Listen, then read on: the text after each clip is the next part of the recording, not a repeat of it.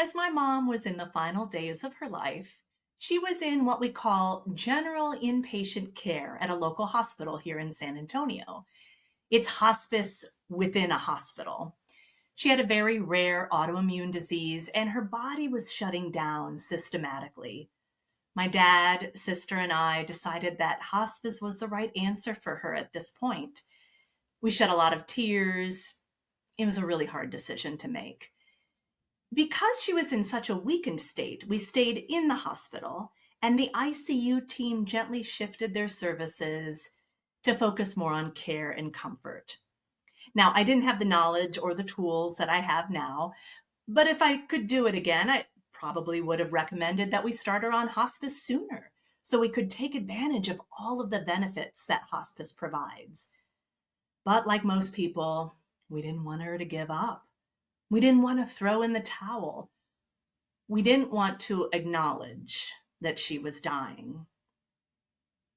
Choosing to go on hospice is a very difficult decision for most people, probably because of how our medical system is set up. I mean, doctors are trained to save lives, and they certainly don't want people dying on their watch. In our experience, we found that choosing hospice was the most humane thing we could do for my mom. No more needle sticks, no more feeding tubes, no more invasive procedures. Just peace and love. My dad brought his guitar and we sang to her as her blood pressure lowered and lowered and lowered. What I remember most from that experience is the kindness and compassion that the nurses showed my mom. They taught me how to administer oral care using a little sponge on a stick to moisten her lips and tongue. They taught me about the importance of morphine to ease her suffering and pain. And they gave us space to honor her final breaths as a family. My guest today is a hospice nurse here in San Antonio, and I have watched firsthand as she helps families like mine navigate the final moments of their loved ones' lives. She is an abode-trained end-of-life doula and even helps us out as a PRN navigator. That's what we call our as-needed caregivers at Abode. She also frequently calls me up to provide abode-trained end-of-life doulas for the patients she cares for as a hospice nurse. I can't wait for you all to meet my friend, Jen LeCavalier. Welcome to Before You Go, the official podcast of Abode Contemplative Care for the Dying. At Abode, our mission is that we live in a world where death is not feared, and we live fully until we die. And we'd like to make that happen before we go. I'm Natalie Buster, yoga, volunteer, and doula director at Abode in San Antonio, Texas. Welcome to Before You Go. Welcome, Jen. Hello. How are you? Oh my goodness, much better now that I'm going to speak to you today. How are you? I'm excited. Yes, thank you so much. It's an honor to be included and invited. Oh, it's an honor because I know how busy you are as a hospice nurse. So it's such an honor that you're taking the time to speak with me today and kind of educate a lot of our listeners and viewers about hospice in general and what exactly a hospice nurse does. What are some of the things that you'd like people to know about you and your work? Well, it's definitely a passion and, something that I look forward to doing. I get excited to fulfill in my days and in my work and my focus and my drive. So, when we can accomplish coordinating care for a person who is dying or for family, caregivers, friends that are there in support of that person that is dying, it really does actually give me physical feelings of being filled up and excitement and, accomplishment. I love it. I love coordinating care with everybody that's involved, as a team, and working with the Abode is amazing. Oh, well, you have been such a godsend to us at Abode. Not only do you bring your presence, which is very gorgeous and cheerful and jubilant, but you also bring your expertise and the way that I know a lot of our staff members and our doulas and volunteers have learned from you at the bedside of the guests that we serve is exponential. And I'm curious what what are some maybe misconceptions that people might have about the work that you do and hospice in general? A lot of people think that it's sad, which for the most part overall is not. There are definitely moments that are sad and ones that bring me feelings of sadness and sorrow or you know pain is when I see loved ones that are hurting from what's going on or from losing their person. Something else, ironically, that kind of makes me sad is if I'm invited to a memorial service, which I'm always honored to attend if I can, is when I'm there and I get to learn more about the person during that service that I maybe wasn't aware of before, or just being in that presence of all that gratitude and that honor and that love that they're, you know, recalling on for this person and generating throughout the place to celebrate this person. It actually makes me sad that I didn't get to know them longer. Yeah, you're like, this was a really cool person. And you only see them in this very short and isolated time of their life. And at this memorial service, you're finding out about all the amazing things that they did when they were in the world, when they were living. Yeah. So yeah, the work, the service of hospice and end of life care itself can actually be very joyful, very relieving and exciting. There can be a lot of funny times too.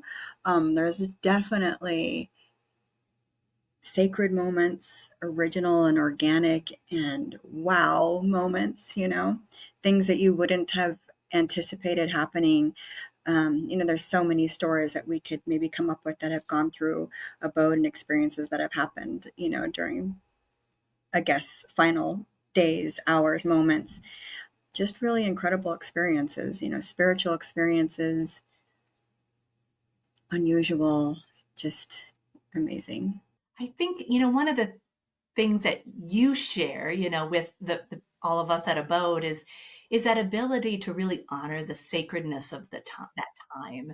And it is a very spiritual, it can be very awe-inspiring to be present for those final breaths. And I wonder, Jen, if you could share with us maybe a story of someone that you've served at the end of life that taught you something or maybe gave you that awe-inspiring moment. I'm going to try not to cry. It's Crying is definitely, okay. I think we cry every day. I've heard you and Mary say that. And I said, well, good, because I cry every day too. Yeah, we cry every day. Yes. It's a profound moment, it's a peaceful moment. And it's finality, it's a matter of having to recognize and accept the strength of all that energy that's there, and the power that comes with that. And what's so cool is when they take their final breath, it's almost like now you can breathe too. Mm, It's yeah. like we made it, because it's hard work. It's hard work for the person that's dying. It can be a lot of hard work for the caregivers. And so they're now able to have a breath themselves. And so an experience of mine that I always recall on is actually somebody who was blessed to be a guest at a boat. And it was somebody that I assisted in the very beginning of her service at home. And then she ended up requiring to move on to an assisted living facility, but was already at the final stages of her disease progression where she wasn't going to be able to sustain much longer there under that level of care and needed to have a higher level of care to be present, to provide her assistance, to maintain her safety, and to assist with administering medications for symptom management.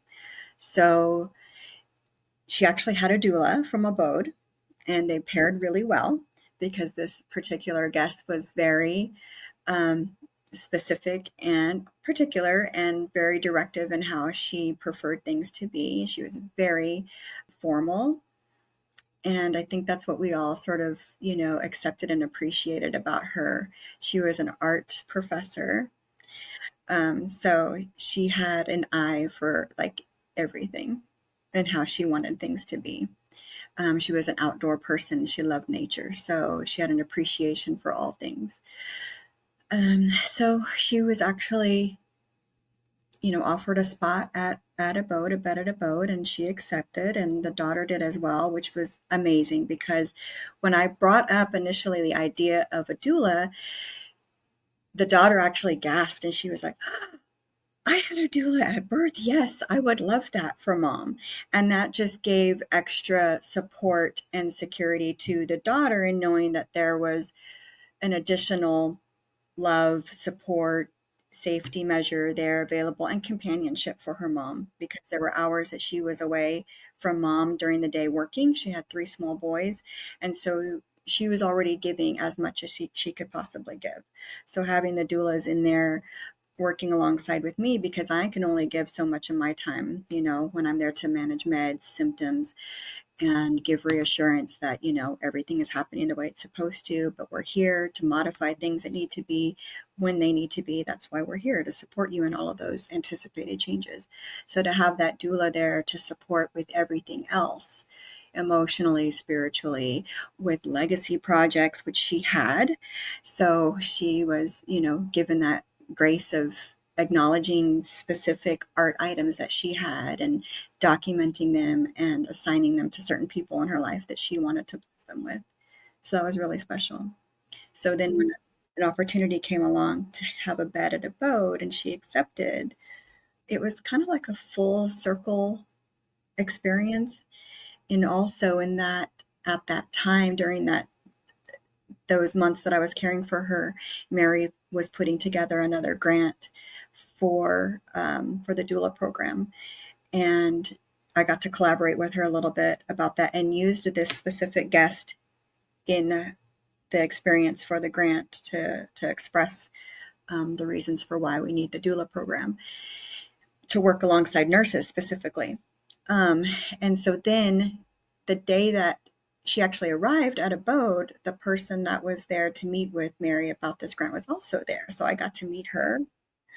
And then our guest arrived and, just assisting with both the daughter and our guest, the mom who was my patient, move along through this whole experience of final days, you know, anticipating, knowing it was coming, planning for several weeks, that this is what I need to do in order to be able to be sent off.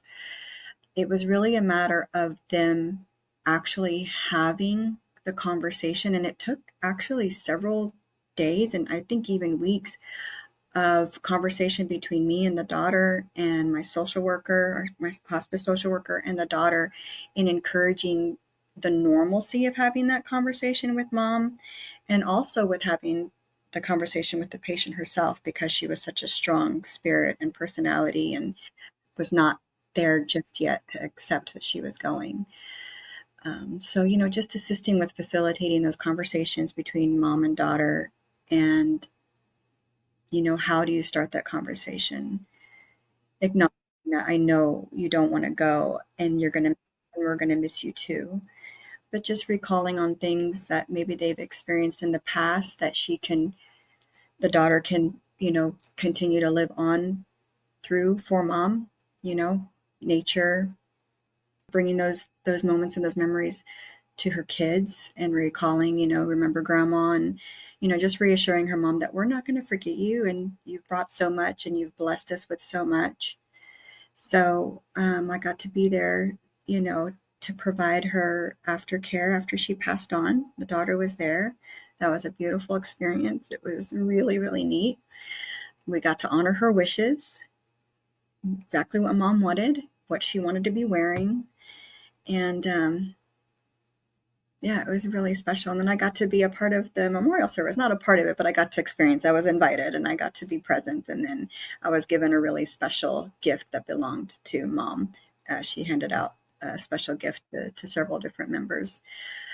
So yeah, just, full circle, being there in the beginning of her service, assisting with transitioning through the whole dying process, and then being there for after and providing the bath. And What an amazing story. And I know that that's one of thousands of stories and thousands of people that you've touched and have been touched by you.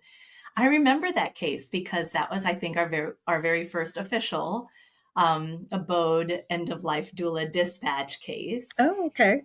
That was what we based the grant on, like you mentioned, and just being able to see that whole cycle, like you said, it was a full circle moment of having the companionship and the partnership with you all, you and then our doula working directly with you to continue that care and create different types of care, a whole sphere of care for this woman and her family. And just that you were there every step of the way from the very beginning when she came on hospice to even after she had gone and being part of her memorial service. How do you manage that? I'm very curious because I guess we hear the superstitions or the beliefs that hospice work is very dark and sad and depressing work, and that you're working with people who are in a lot of grief and bereavement and at the end of their lives. And you are in that world, you're holding the space with them, many people at the same time. How do you keep your cup full as you're providing all of that love and care to everyone? Well, definitely having a camaraderie with colleagues, who understand and know and feel the same, have the same drive, the passion, and the integrity, that it takes to maintain the level of care that we are required to provide, and the support. So that's one way. And then, I have some hobbies outside of work. One hobby's a boat, but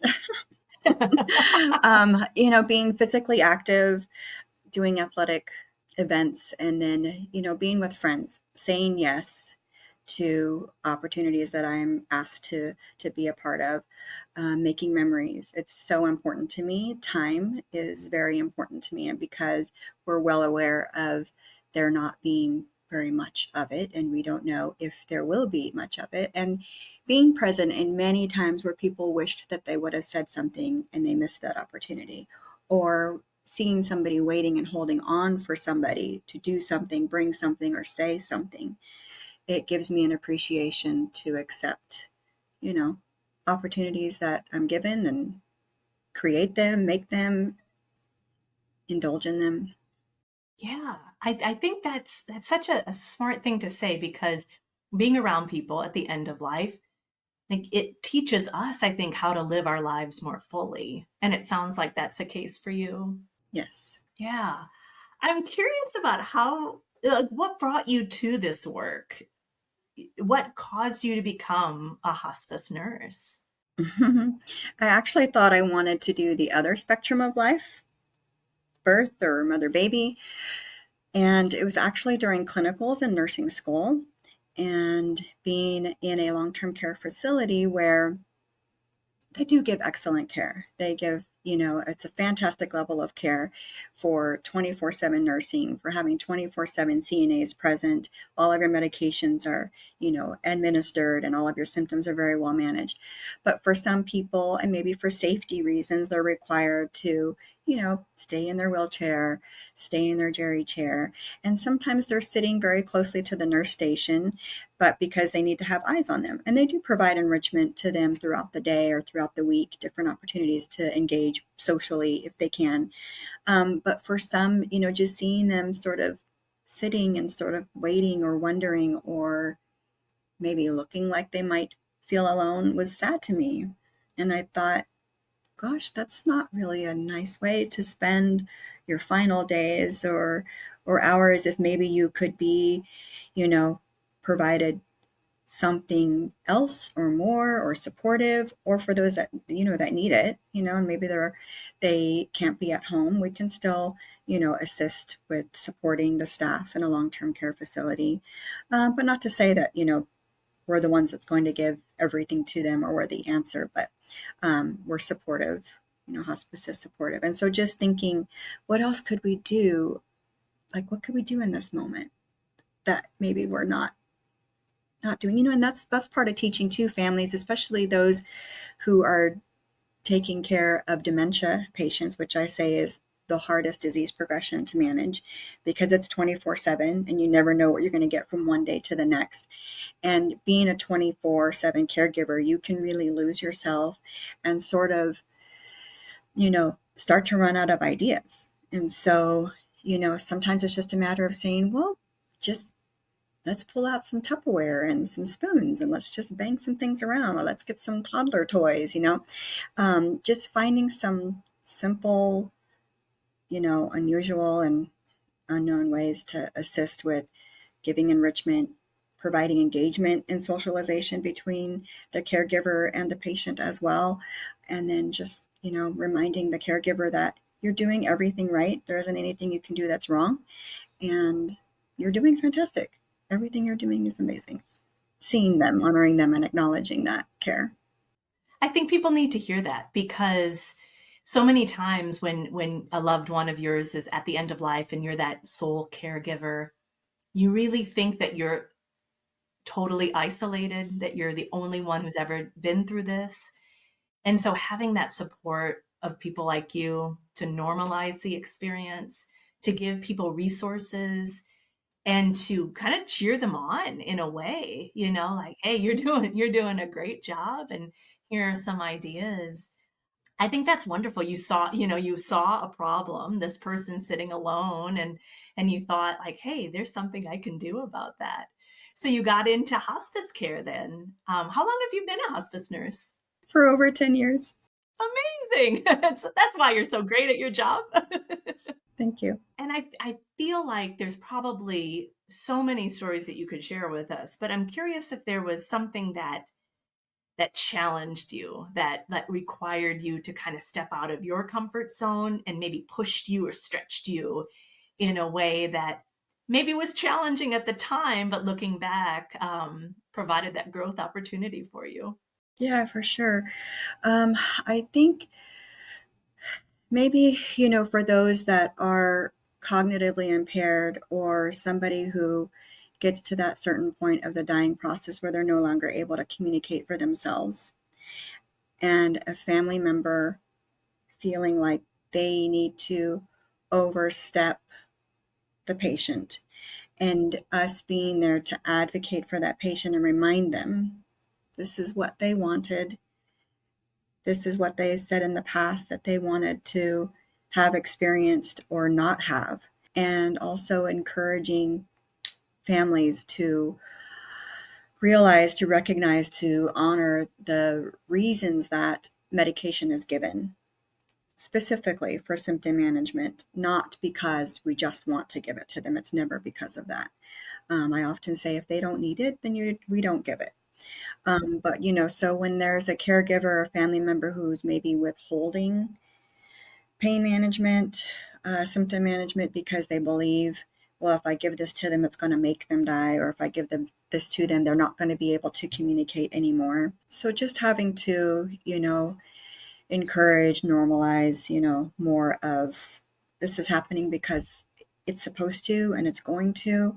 And this is the reasons why we're here to support, and advocating for that patient, for whatever it is that they felt very strongly about that maybe their family members weren't in agreement with. Well, there are a lot of misconceptions around that. And I think one of your main roles is probably that of educator, and really helping families understand why certain things happen, help them get accustomed maybe to the stages of dying and what to expect. And also those comfort medications that really can help give people peace at the end of their life.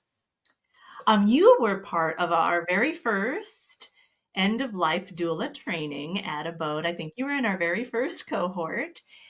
And I'm curious, as a hospice nurse, how have the doula training tools, how has that supplemented your role as a hospice nurse?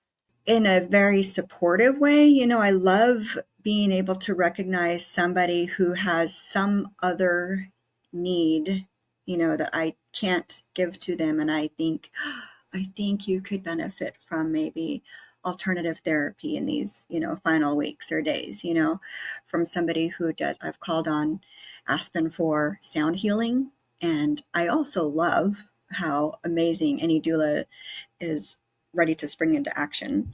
They're always, readily available and ready to serve. Gentle touch with any type of, massage or reflexology, music therapy, the yoga now that's available. I'm going to call on you for that pretty soon. So, just supporting me, but mainly supporting my patients, and family members in those additional services that are present and available out there to bring more peace and comfort and reassurance and, reducing anxiety in the environment and the time that it's very stressful. Yeah, that's a big thing. And I think the wonderful thing about how doulas can help hospice nurses like yourself is providing maybe those resources that you don't have maybe the time or the schedule to provide personally for your clients, and also extending that time. Because I think right before we started recording, I asked you how many patients or clients you currently had. And you said 11, which was a good number for you. But I wonder if you can walk our listeners through a typical day and so that they get a good idea of just how busy you are out in the field. Well, oh my goodness. So, the thing about hospice nursing that some people may not be aware of or recognize or remember is we are doing work in front of you and at your bedside. But the work doesn't stop there. When we step away from the bed, we have hours and hours and sometimes days of work left to do that sort of, chases after us and can pile up because we're passionate about the time that we're there at the bedside and giving care there. But when we leave, we have to make phone calls, we have to enter orders, we have to coordinate care with several different people, which might mean extended phone calls or messaging or emailing.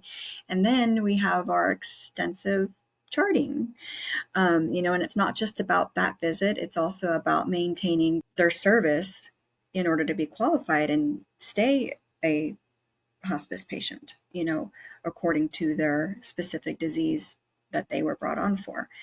And so a day for a hospice nurse is all about trying to keep up, but making it look graceful, being contemplative, slowing Yeah. down for sure at bedside and among the caregivers. But, so a lot of time on the phone, driving around in the car, tossing your snacks and your drinks around in your car. Yeah, it's a lot of probably hurry up and wait too. If you're coordinating care, you're waiting for people to respond and then you have to talk to the other person. So I think it's nice for people to know that. And I love how you said, like, the care doesn't stop when we step away from the bed, but that everything does slow down so that you can be fully present with the patient that you're with. So the rushing around may be outside of that time, but you do that so that you can be fully present for your client. What's the one thing that you wish more people knew about hospice? It's better to have it earlier rather than later so that you can benefit fully from the support that it provides. And as I mentioned, we're there in support of that anticipated decline and change. We know that it's happening, we know it's coming. And so it is the reason that hospice is there so that we can help to modify any medications, plan of care, equipment that's required for safety, orders for different levels of care that might be required if we need to move you maybe from home to a facility, or increasing services and care if you maybe didn't have a CNA initially because you didn't need one, but now you need one. So just recognizing that it's beneficial if you believe that you're in need of hospice and maybe you're reluctant to accept it. If you have the opportunity to accept hospice because maybe you are not accepting care for your certain disease any longer, it is a feeling and a thought, a decision I can't experience for myself, but we're there to support and to be present. Yeah, I think that's such good advice because I think people do wait. And it's, for various reasons, depending on the diagnosis of the person. But there are so many amazing things that hospice provides. And the sooner that people can get on those services, it's going to be such a great comfort to the caregivers. And I mean, all of a sudden you have this team of support that's helping you get what you need, from hospital beds to medications to supplies. There are chaplains, so spiritual support, and at Abode, the access to a doula as well. So it's a good idea to get on early. It doesn't mean you're giving up. It means that you're investing in a different energy now. Absolutely. I mean, that's always my takeaway too. And it took me a while. I didn't really know a lot about hospice, and you hear it and you think of it in a certain way. But now that I do know more, I just want to shout it from the rooftops. Come on, take advantage of this beautiful service. Oh my gosh, I could talk to you all day, and please come by Abode so that we can continue this conversation, because I love spending time with you.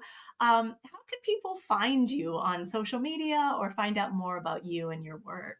Well, so I work for Suncrest Hospice, so they can simply search up Suncrest in San Antonio. We have, some additional services beside just the team that you get for your specific hospice care. We do have massage therapists, we have music therapy, and so we've got some great marketers and representatives that are out there in the community.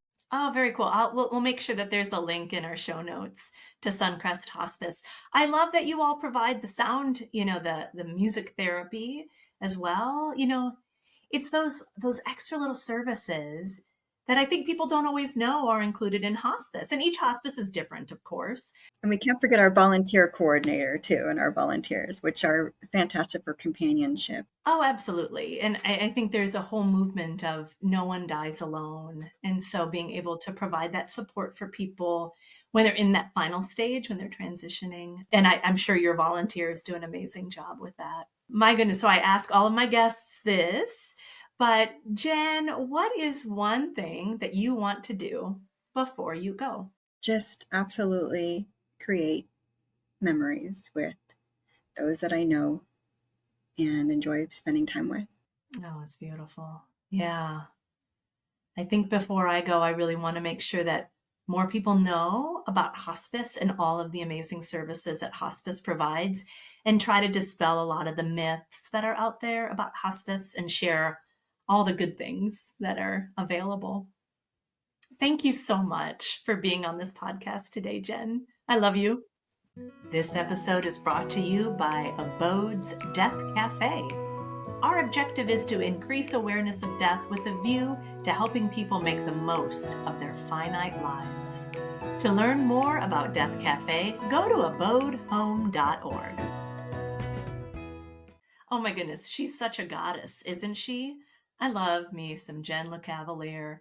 She comes into Abode and she's just this light, this ball of light and energy, and she just brings goodness wherever she goes. And can you imagine? Can you imagine having her as your hospice nurse at the end of your life? That would be a pretty amazing experience. These hospice nurses, let me tell you, they are angels. And I loved what she said about, yes, she's busy. Yes, she's running around doing all these things, but then she is contemplative and she slows down so that she can just be with the person when she's bedside with them. And I think that's it. That she is fully present because they are the most important person. That's the most important thing, that moment, that precious moment. So I'm so grateful that people like Jen exist. So check her out, find out a little bit more about hospice services in your area. Who knows? It's just good to always be informed. So thank you all for tuning in. We'll see you next week. Thank you for joining us for this episode of Before You Go, the official podcast of Abode Contemplative Care for the Dying. At Abode, we believe death is not a medical event, and we are not medical professionals. We're just sharing our opinions, and these opinions shouldn't be taken as medical advice. You can find us online on Instagram, Facebook, and YouTube. This episode was edited by Make Your Day Richer.